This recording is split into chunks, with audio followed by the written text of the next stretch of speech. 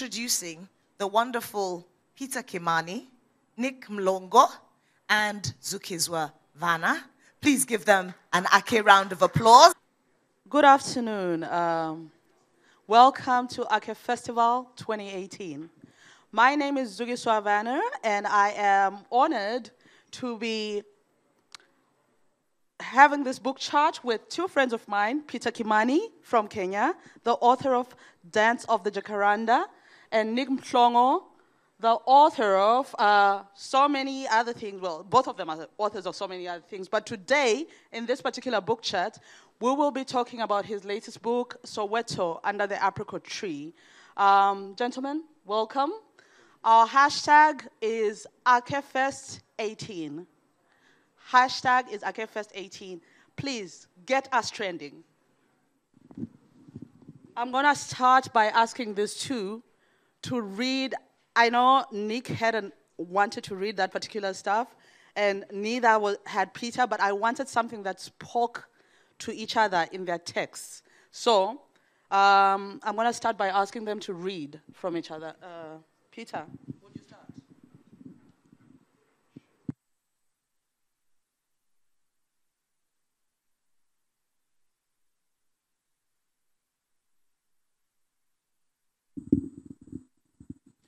You can see how illiterate I am. I don't know how to handle technology. I just know pens and paper. So I'll read from Dance of the Jakaranda. On that balmy night in 1963, or maybe I should provide a context. Lagos makes me nervous. So my book is set in two main time frames, 1963 and 1900. I wonder how many were you, how many were present in 63? Just 1, 2, 3, okay. Well, then they can verify the accounts I'm about to give here because they were there. So I'll read from a segment from 1963, and the main character here, the main protagonist, is called Rajan, and Babu is his grandfather. And the Jakaranda, the title that gives the book this name, is a hotel in colonial Kenya. On that balmy night in 1963, Babu's grandson Rajan was at the Jakaranda, where he often could be found waiting to take the stage with his band. While he was making his way toward the bathroom, the lights went out. The outage elicited a mixture of exasperated shouts, yells, and groans from bar patrons who instantly recognized the range of possibilities that the cover of darkness provided. Scoundrels would flee without settling their bills, lovers would snuggle closer, and villagers would get a chance to hurl rotten eggs at the Wazungu. The latter arsenal wasn't as crude as it sounds. It was actually a downgrade from the stones that the revelers initially took to the establishment, because for decades, racial segregation had been enforced at the Jakaranda Hotel, with a notice at its entrance proclaiming, "Africans and dogs are not allowed." Actually, some Africans were allowed, the cleaners and gardeners and cooks and guards, and those who ensured the Wazungu patrons were comfortable. But dogs were strictly prohibited for reasons few could remember, and which many found confounding given the centrality of dogs in Wazungu's lives. They were always cuddling or talking or walking with one. In another part of the colony, one Mzungu had gunned down an African for stoning his dog when it attacked him. So in June of that year, 1963, with the onset of independence, when word went out that all races were welcome in the previously whites-only Jakaranda Hotel, most Africans suspected dogs would be allowed in as well, and so carried stones as a precautionary measure. When they did not find any dogs at the hotel, the revelers exchanged stones for eggs because, given their restive past with the Wazungu, they thought it foolish to meet them empty-handed, especially when unhatched flamingo eggs ringed the lake that gave the township its name. The use of eggs, the locals further considered, will confirm to the whites that they bore no hard feelings. So an outing for drinks nearly always concluded with quite a few rotten eggs cracking on white faces. Thank you very much, Peter.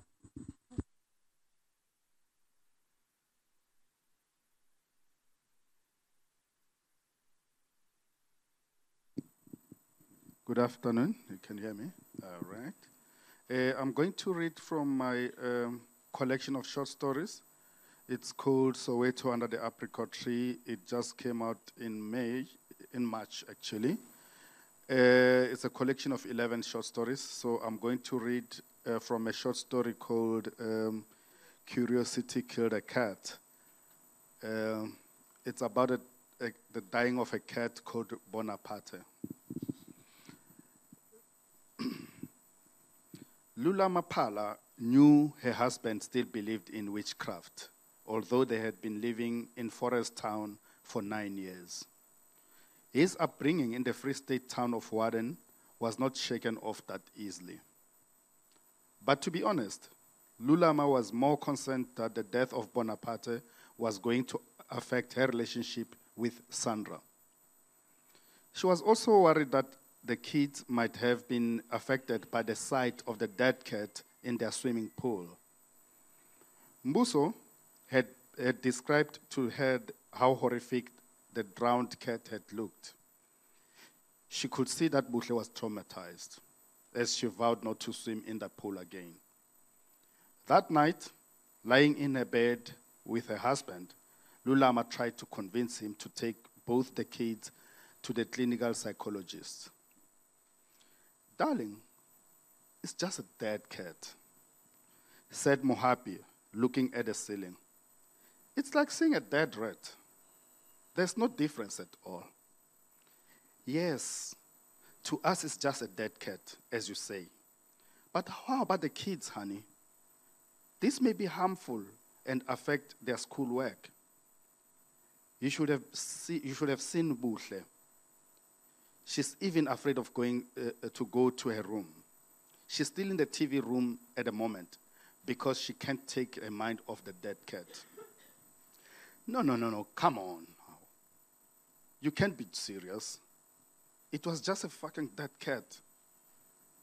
Let me go and speak to her, he said as he put his slippers on and left the bed. Where are you going now? I'm going to talk to Buhle. You can't do that. You can't talk to her about a dead cat at this hour of the night.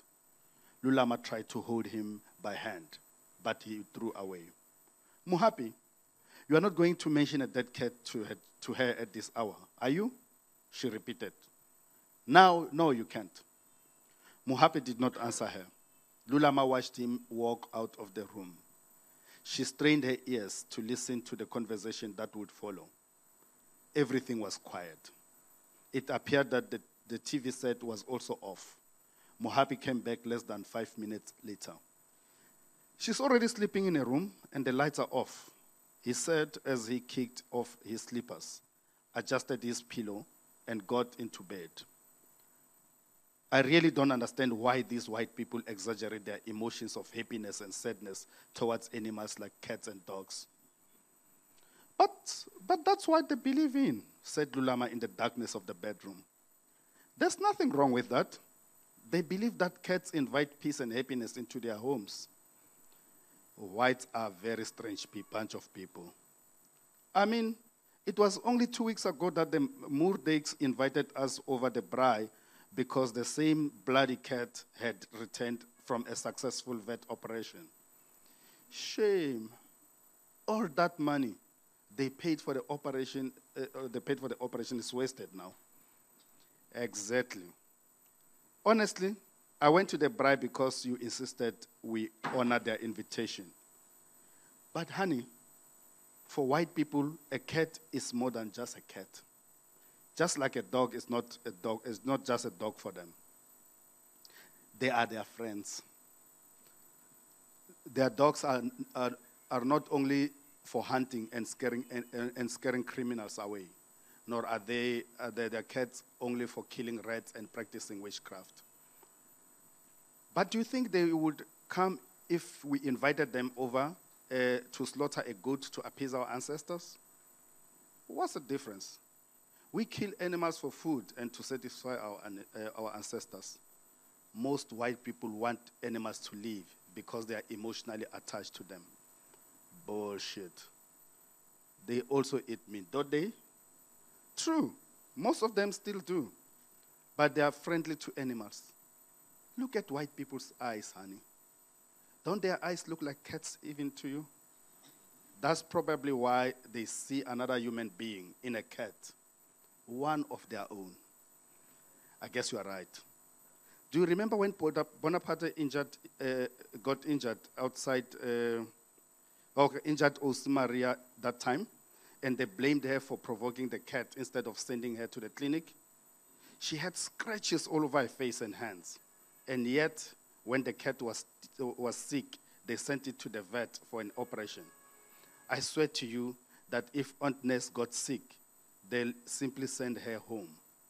Yes, but their cat had medical aid. And poor Aunt Ness doesn't. You know, the Murtek spoke to Bonaparte as if it was a real person. They would apologize, plead, and pamper that bloody cat. Please, Bonaparte. Sorry, Bonaparte. Come on, darling. Be careful. All that nonsense talk to an animal. When these Murtek speak to Osnes, their friendliness fades. They order her about like a slave. Thank you very much, Peter and Nick, for those very funny excerpts that you just read. Now, my first question to both of you. Do you have any pets?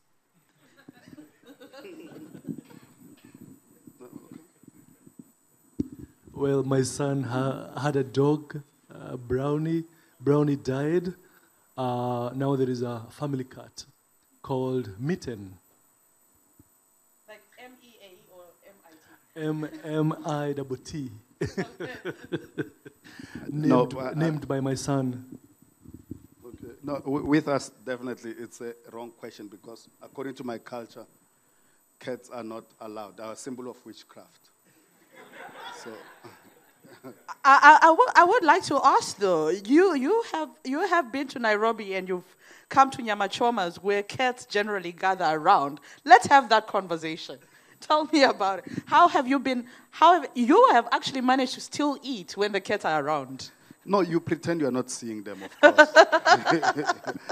Yeah. But honestly speaking, it's not part of. I'm afraid of cats myself. Okay. So I can't have them around, and I have sinus. So, whatever. I heard that they're fluffy things, once it gets it exaggerates. Dami, we've got another big man scared of cats. Yeah, I am, definitely. All right. Now, both your books, yours is...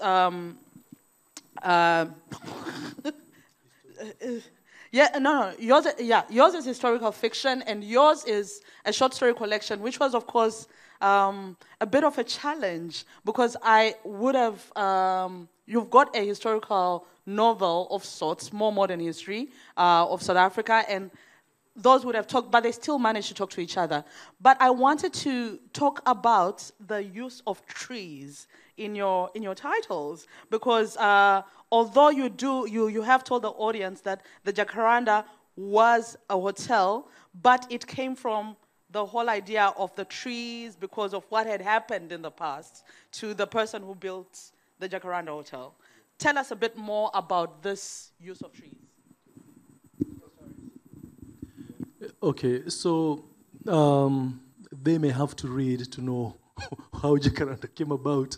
That was the whole point. Yeah, so you will need to buy both books to understand certain things. Yeah, but I think what I can say about the Jacaranda in the story, there is an almost religious evocation in the missionaries who come to Kenya to make a colony, and so when Jesus enters Jerusalem in the Bible, in the biblical saga, he's garlanded by palm fronds, and so the trees are planted almost to evoke similar religious meaning in the story, because you have a missionary who is also a main character in the story. You have a colonial administrator, so they serve some deeper metaphorical purposes for the story. Same way I might say the dogs and cats in our story. I think the animals are equally significant, at least in my narrative, because I was evoking some narratives, colonial narratives about Kenya, this specific to Kenya, and a writer who was mentioned this morning, Karen Blixen, who compared her knowledge of Africans and Kenyans for that matter as having benefited from her interaction with animals, because in her estimation, Kenyans and Africans for that matter had no use of intellect. They were using impulses. That's what Karen Blixen claims. So my book is peopled with animals that serve a specific purpose to echo colonial sentiments that I'm challenging in this story. And with me, it's more, the tone is almost like that. I mean, it's more about apartheid. So in South Africa, it's like this. People were forcefully removed from, black people were forcefully removed from an area that was designated for white people, somewhere in the western part of Johannesburg. So when they were forcefully removed around the 1950s, they were led to a place called Soweto, where I live. I still live at the moment.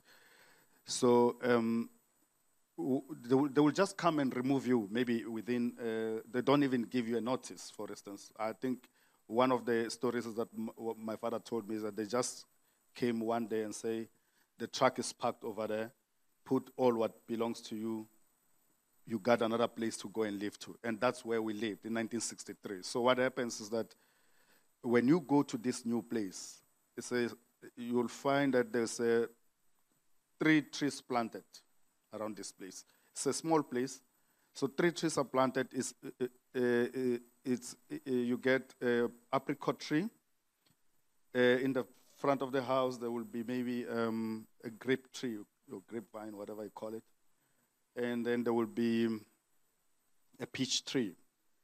So in my home, we're a family of 11 people around, we're in a family of 11 people and 2 bedrooms. So obviously, 1 bedroom is for your mother and father. So girls, boys will take positions, because there's no bed, there's nothing there. We'll take positions. Wherever your position is, you will sleep there. So meaning that if somebody has to visit you, they don't have a place. They cannot come. Maybe if they come in the morning, people are still sleeping. They cannot go to the dining room. They cannot go to the kitchen because people are sleeping there. What they will do, they will go to the apricot tree. And then since, our home is opposite the shebeen, or a pub, for those who don't know what shebeen is, you'll see people who get bored in the shebeen, you'll see them sitting under this tree. Sometimes there's a point where I even forgot, and I went on a holiday. We didn't even close the windows, and everything. But you'll see people sitting there. So it's a communal place for everyone. And once you come there, some people didn't even know that I'm part of that family. It's my house, it's our house. You'll see them sitting, just looking at you, thinking that you come from the opposite bar, just to enjoy. So I find it very exciting because it was sort of a communal space for us. It was also created, it came about because we didn't have an alternative of where our visitors will go to. So it became a place where people talk. They talk about politics. They talk about economics of the country, you know, because they are from the nearest bar, you know. Sometimes they forget that it's our house. So that's how I decided, no, look, let me write a story because this tree is very much important to us, and it comes with all lots of sorts of stories. If I want to hear about the stories of how Soweto came into being, I'll simply go under the tree. A neighbor will come and talk such stories. So it's an interesting meeting point of people. So that's why I named the book Soweto Under the Apricot Tree, because it's, the book contains different stories, most of them told under that tree. And then some of them, of course, I spice them, you know. Thank you. One of the things that I found in both your works as I was reading them is how you manage to use ordinary people to highlight the politics of identity in particular. Peter, the way you do it, particularly with what it means, what is Kenyan, what it means, you know, when what happens to Rajan happens to him, you know, and he is, I'm not giving away too much, he is actually a Kenyan of Indian origin, but I wanted, and you, Nick, you've done it with the MSc, for instance, who is a politician who gets into a relationship with a married woman. You have done it in at the funeral when one of the guys is talking about how the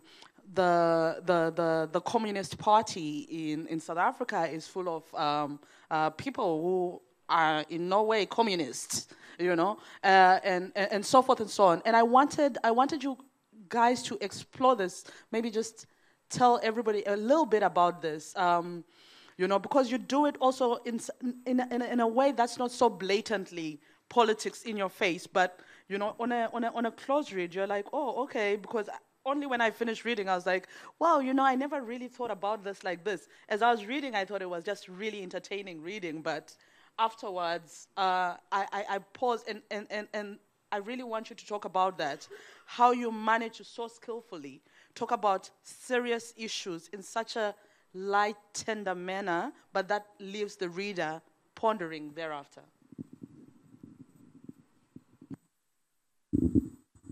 Well, thanks for the compliment, Zuki. My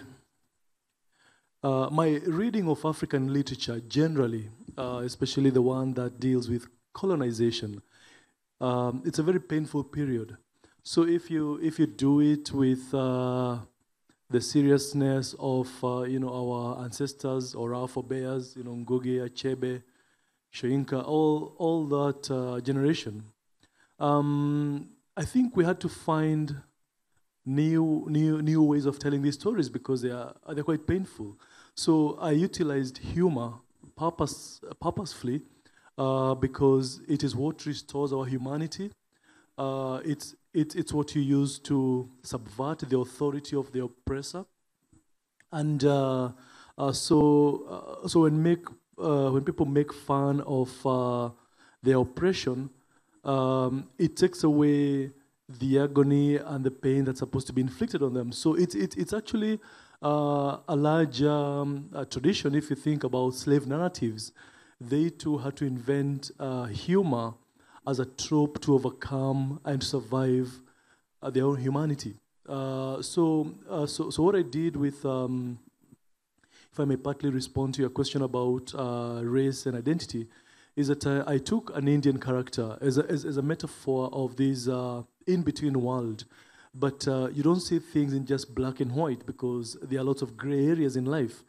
So by using a third generation Indian to tell a story about Africa's colonization, well, I was partly drawing from the complexity of colonization. We were complicit in ways, we were collaborators in other ways, we were victims in others. So in an Indian who comes to lay the railroad that's utilized by the British to annex the land, and and then his grandson is the one now who is going through this phase. So my book is interested in these two time frames, the construction of the colony in 1900, and then the construction of the new nation in 1963. So what it meant to be a subject of the empire, and what it meant to be a citizen of a new nation, as seen through this racial group that's quite complex, because Indians were colonized in their own country, but they were agents of colonization in Kenya. But then other individuals were involved in the struggle for freedom. So humor is utilized, but also looking at a racial group that can be representative of a larger group. I thought it would be useful to utilize a group that's outside my own, because I am African, and African writers have been writing in a specific way. White writers have been writing in a specific way about the same space, but inhabiting a community outside my own was a challenge that I exacted on myself deliberately.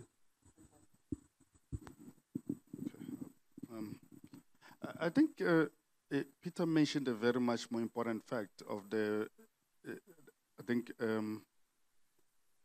about the covering the period of that we're living in at the moment. I think in South Africa also we have this.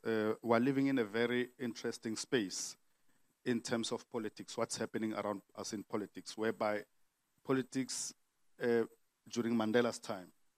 I'm saying this deliberately. During Mandela's time, it was a politics of, it was something for the old, So it has become very much spicy in this point in time, because we have the youth that are very much energized with these new political parties that talk about, the things that are affecting the youth directly. So that's why I employ a lot of that language, is that I'm part of that living politics, of the youth. Meaning that we got exciting, you look into it now, before Mandela passed away, for instance, it was something that it was going to be unheard of. I mean, to say, you hear Julius Malema saying, oh, that Mandela was a sellout, It's something like, wow.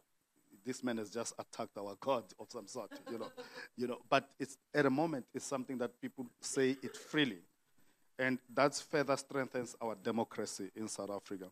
So writing about those hard politics, actually, I think it's more important to use the energized language of the youth.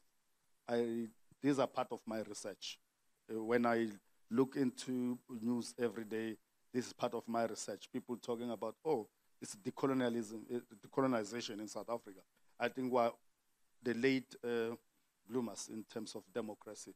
So we're learning. But it's that I'm using these characters because this is the talk of every day. It's not new. It's not something that I just written it in a way that can be read by anybody. But it's writing about putting the sense of humor. It's also within the way I just made it because it's an interesting kind of politics whereby everybody has to be, they have to read something about them and using their own language, and all things. So that's how I employed it. I don't know. Gentlemen, the CBA Censorship Board of Ake Festival tells me we only have 10 minutes, and I thought we had an hour. So I'm going to ask you a question, both of you, and you tell me what you'd rather we do. Would you rather read a little excerpt each in that of your own choice in those last few minutes, or would you rather get some questions from the audience? Yeah. Okay, audience, do you have any questions for Peter Kimani and Nick Mhlongo? Fantastic. No.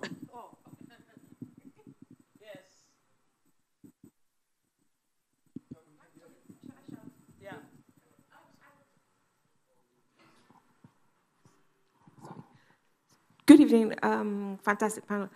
My question is to the gentleman who was talking about the Indian group as a colonizer. And I thought of Gandhi And I thought, would that explain his views on the interaction between the races in South Africa?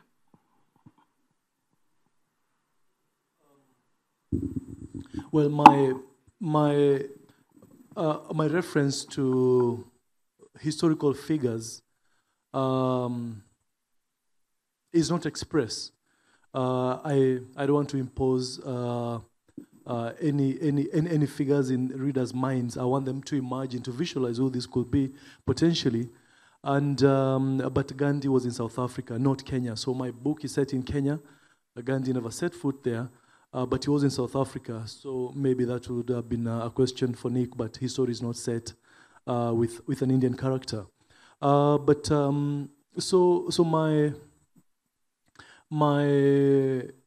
story draws from Indians of East Africa. So there is a specific group that came to lay the railway in 1890s Kenya, which is when my book starts, 1890s.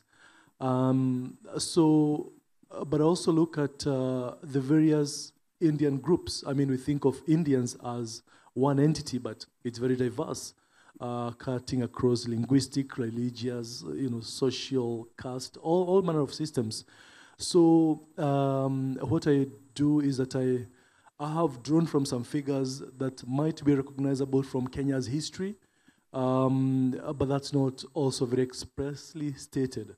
And I like people guessing who could that have been, because I am reimagining this story, so the reader too can reimagine their story as well.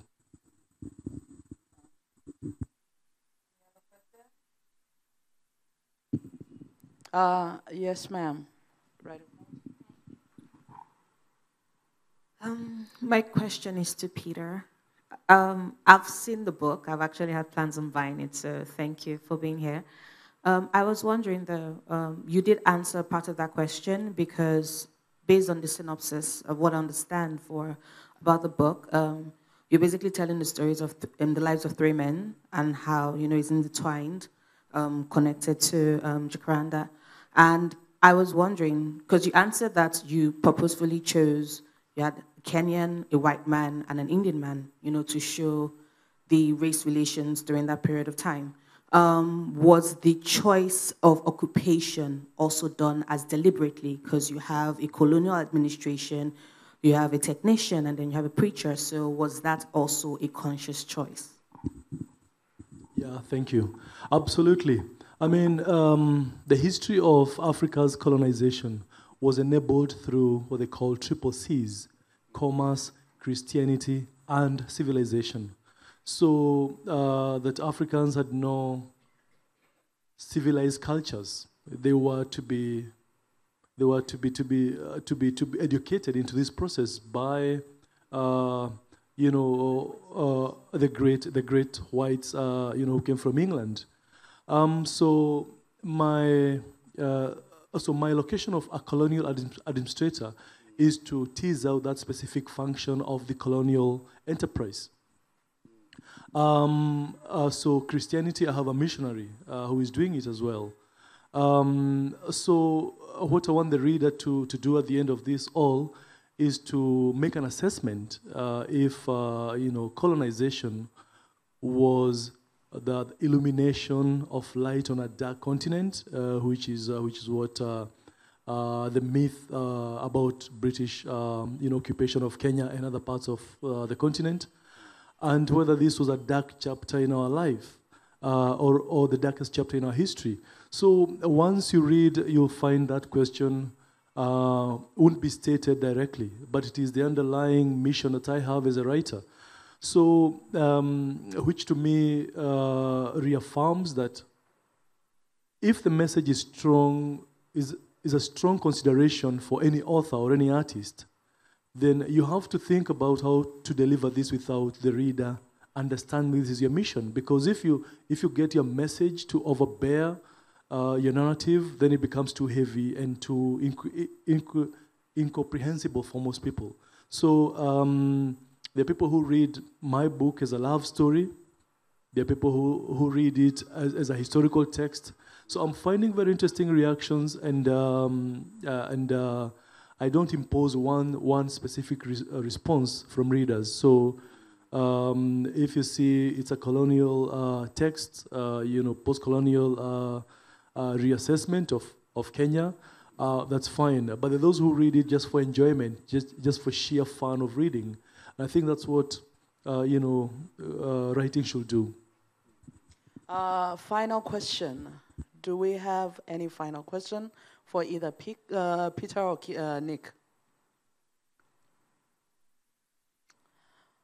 On that note, everyone, thank you so very much for coming. The books, Soweto Under the Apricot Tree by Nick Mhlongo and Dance of the Jakaranda by Peter Kimani are available in the festival bookshop. Our two writers will be available throughout the festival to sign the books for you. So their signatures are free, but you can buy the books. Thank you very much. You've been an amazing audience.